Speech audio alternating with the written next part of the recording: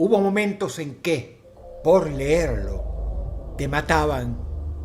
Y hubo momentos en que, por no leerlo, te mataban también. El presente será con toda seguridad uno de los contenidos más polémicos de este canal. Y luego de todas las cosas que has llegado a ver acá, sabrás que eso es mucho decir.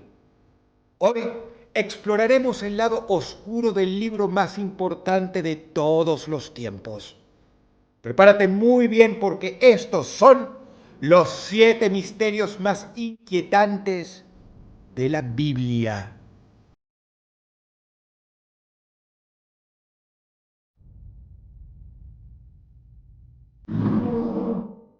Número 7.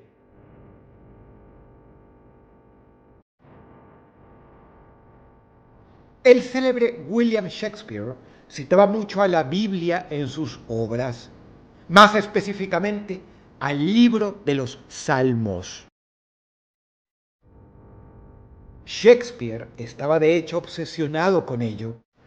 Con los años se abrió paso una interesante teoría que dice que nadie menos que él ayudó a traducir la Biblia. Verás, Shakespeare cumplía 46 años cuando se terminó la traducción inglesa oficial de la Biblia del rey Jaime. Si tomamos esa versión específica y vamos al Salmo número 46 y cuentas 46 palabras hacia adelante, llegas a la palabra shake. Si cuentas ahora 46 palabras para atrás, llegas a la palabra spare.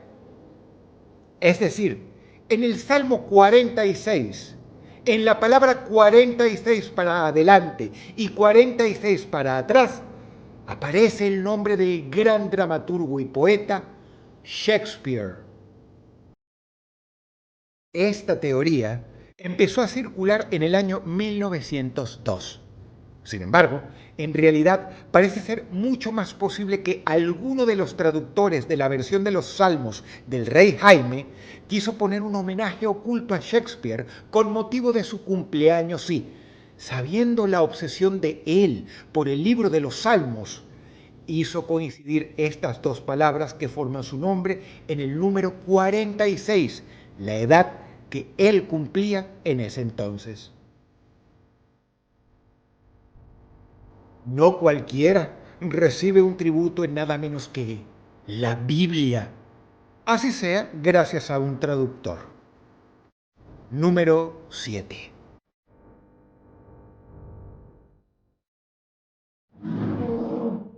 Número 6. Sinónimo de pecado y más específicamente de pecado sexual. Tan así que al sexo anal se le denomina sodomía en homenaje a una de estas dos ciudades maldecidas por Dios en el Antiguo Testamento. El relato bíblico habla que Lot, su esposa y sus hijas vivían en una de estas ciudades a las cuales Dios, harto de tanta inmoralidad, había decidido destruir por completo con una lluvia de fuego y azufre. Nos encontramos frente a una de esas historias bíblicas que parece demasiado increíble para ser verdad y sin embargo un equipo de arqueólogos parece haber descubierto evidencia de que, efectivamente, estas ciudades antiguas fueron de hecho auténticamente destruidas por una lluvia de fuego y azufre. Pero la teoría científica no habla de la furia de Dios, sino de un meteorito el cual se desintegró a poco de tocar la ciudad, ocasionando una explosión 1000 veces más potente que la bomba de Hiroshima. Los sorprendidos habitantes de la ciudad quedaron cegados al instante. La temperatura del aire se elevó rápidamente por encima de los 2000 grados Celsius.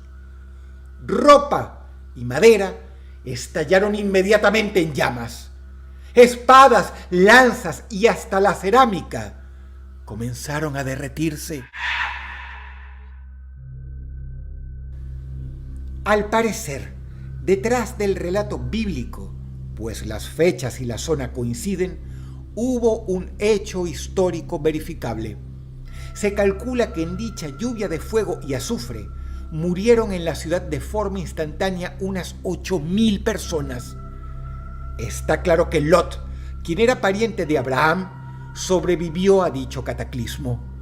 Si no, no hubiera sobrevivido y no pudiera obviamente haberlo contado. Lot sobrevivió porque huyó a las montañas a tiempo. Obviamente los creyentes y los no creyentes de la Biblia tendrán respuestas diferentes a estas preguntas que irán desde la intervención divina a la cruel naturaleza del cosmos.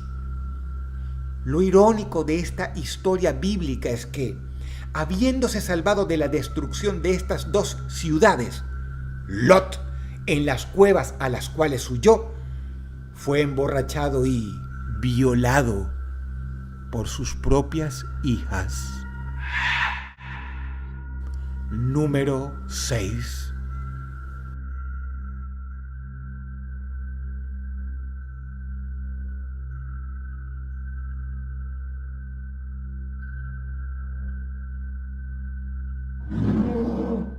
Número 5.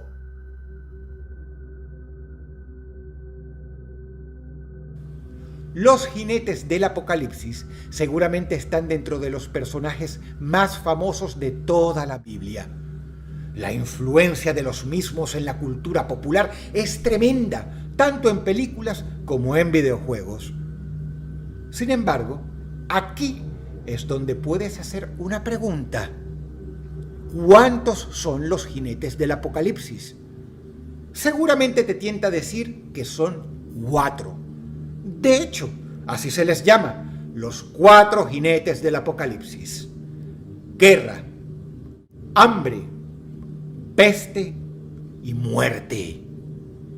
Pero si leemos la fuente original en la que aparecen estos personajes, es decir, el libro del Apocalipsis, escrito por Juan de Patmos en un estado de profundo trance, nos encontramos con que existe un 5.º jinete.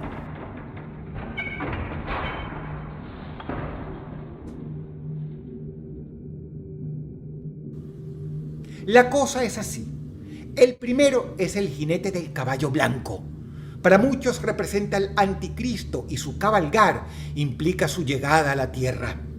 El segundo jinete es el jinete del caballo rojo, cuyo nombre se revela en el libro y es la guerra, dando a entender que tras la llegada del anticristo seguirá un periodo de guerras terribles. El tercer jinete es el jinete del caballo pálido y representa el hambre, lo cual da a entender que luego de las guerras vendrá una tremenda hambruna sobre la tierra. Sigue el cuarto jinete, el del caballo negro, que es la muerte. Muchos creen que este es el jinete final. Pero si leemos el texto de la Biblia, dice claramente que a la muerte el Hades venía siguiéndolo de cerca.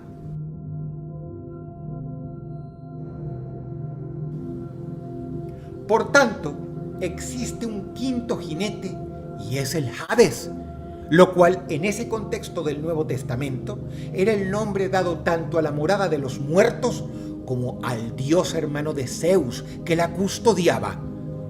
Para los cristianos posteriores, Hades se transformó en sinónimo, o más bien alegoría, del infierno. El panorama de esta profecía es desolador. Cuando el anticristo llegue a la tierra, será seguido por terribles guerras, una enorme hambruna y tras esto, la muerte acabará con la mayor parte de la humanidad por pestes entre los que aún no murieron ni de hambre ni por las guerras. Pero lo más terrible es que el 5.º jinete, el infierno mismo encarnado, es el que vendrá de último, recogiendo los cuerpos de los que mueran. Tal vez el 5.º jinete sea tan terrible que de alguna forma ha sido eliminado del relato popular y nos quedamos siempre con los 4 primeros jinetes.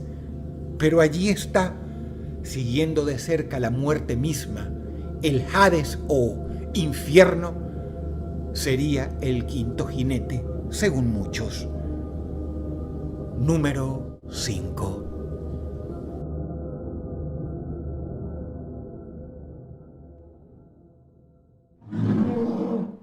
Número 4.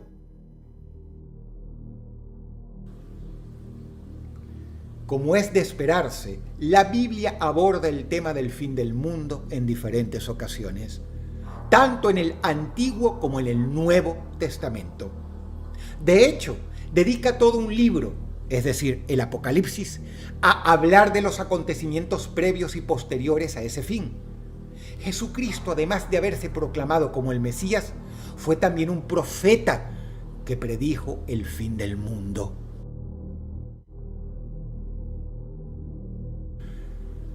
Porque se levantará nación contra nación y reino contra reino, y habrá pestes y hambres y terremotos en diferentes lugares.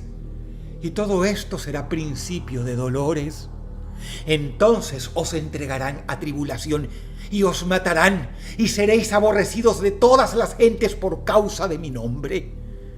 Muchos tropezarán entonces y se entregarán unos a otros, y unos a otros se aborrecerán. Y muchos falsos profetas se levantarán y engañarán a muchos, y por haberse multiplicado la maldad, el amor de muchos se enfriará. Según el profeta Daniel, el pueblo de Daniel, o sea, Israel, sería atacado por lo que él mismo llama el rey del norte. Un rey de las regiones de Asiria, que es lo que hoy sería Irán. Y durante ese tiempo habría una angustia nunca antes vista. A esa profecía alude Jesús en su sermón. Hoy, en las mismas tierras aludidas en la Biblia, vemos conflictos aterradores que, en la mente de todos, parece anticipar nada menos que el tan temido evento: la Tercera Guerra Mundial. Número 4.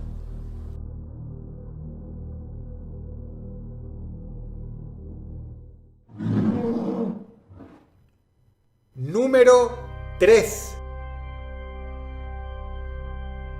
Me imagino que esperabas encontrar en este top descripciones góticas y grotescas del infierno, con demonios torturando las almas de los condenados. Lamento desilusionarte. En los 66 libros que componen la Biblia, no existe ninguna descripción del infierno como un lugar real. Para entender lo que es el infierno, según la Biblia, debemos remitirnos a las palabras que los traductores al español han traducido como infierno. Estas son la palabra hebrea Sheol en el Antiguo Testamento y la palabra griega Hades en el caso del Nuevo Testamento. ¿Qué es el Sheol o Hades? En Salmos capítulo 6, versículo 5, aprendemos que el Sheol o Hades es la tumba colectiva de la humanidad, la morada de los muertos, a donde van todos, tanto buenos como malos, a descansar de sus actos. Esto es lo que creen la mayoría de los judíos hoy día y lo que creían los cristianos primitivos. La palabra infierno deriva de inferis, es decir, lo que está abajo, o sea, el sepulcro, la tierra, la tumba. No es un lugar de tormento y, ciertamente, no es descrito como tal en la Biblia, ni más ni menos. El infierno que tú conoces, el de Dante, lleno de demonios, peligros y castigos inenarrables contra los pecadores, no existe en la Biblia. En la Biblia, El fuego es simplemente un símbolo de destrucción, no de tortura. Según la Biblia, además, el diablo, los demonios y finalmente la gente malvada será arrojada al lago del fuego, que es un enorme basurero donde se quemarán y dejarán de existir para siempre. Es decir, insinúa que serán destruidos, no torturados por toda la eternidad. Número 3.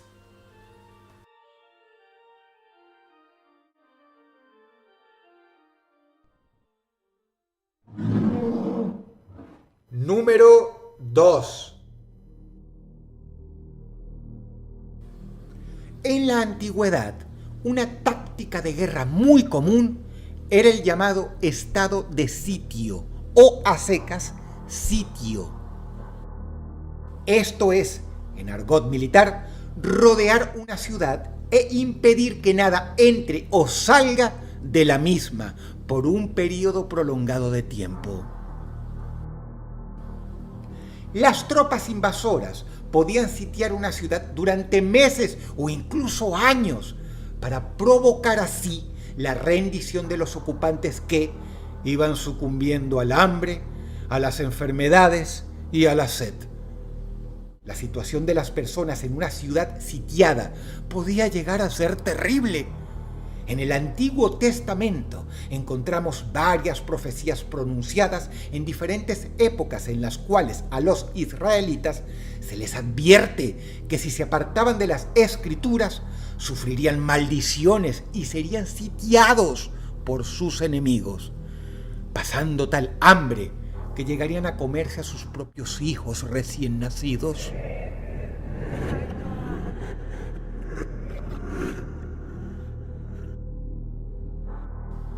Así leemos en uno de los libros de la Biblia, Deuteronomio. Entonces comerás el fruto de tu vientre, la carne de tus hijos y de tus hijas, que el Señor, tu Dios, te ha dado, en el asedio y en la angustia con que tu enemigo te oprimirá. Samaria era una región montañosa. En el sitio militar que le hicieron a Samaria, el hambre era tal que las madres hacían pactos entre ellas para devorar a sus hijos de forma alternada. Primero el hijo de una y luego con el tiempo el hijo de la otra, como forma de racionar en aras a que la carne de los niños les durase más tiempo. En el caso del relato bíblico, una de ellas, ya saciada por la carne del hijo de la primera, no quiso entregar a su propio hijo y por eso se quejó ante el mismísimo rey, quien quedó horrorizado. Existen abundantes testimonios arqueológicos de que este tipo de situaciones de canibalismo intrafamiliar en ciudades sitiadas eran frecuentes en tiempos bíblicos y, en el caso de la Biblia misma, cumplieron incluso una terrible profecía previa. Número 2.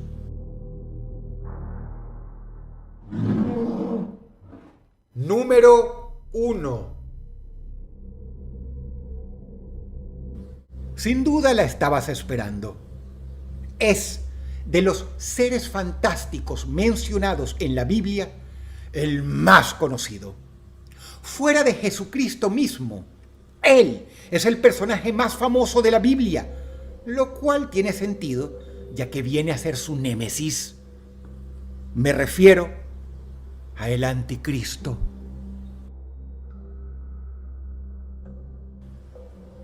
El Anticristo bíblico no es como el de las películas.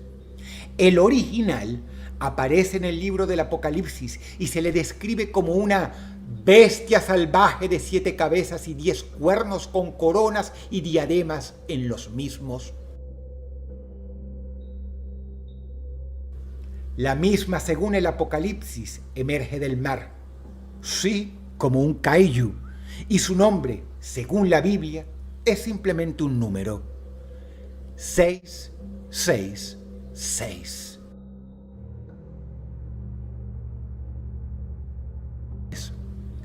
Sobre los lomos de esta bestia cabalga una prostituta llamada Babilonia la Grande, la cual en la descripción del Apocalipsis está ebria con la sangre de todos los santos. Pero cuidado, no es la única bestia de proporciones colosales que aparece en el Apocalipsis, ni siquiera en toda la Biblia. En el Apocalipsis mismo se mencionan otras bestias, una de ellas de 2 cuernos, descrita como un cordero que habla como dragón, a quien se identifica como el falso profeta y que es quien pide a los habitantes de la tierra que adoren a la bestia. Todas estas figuras de bestias que emergen del mar, en realidad se inspiran en el más antiguo libro de Daniel, del Antiguo Testamento.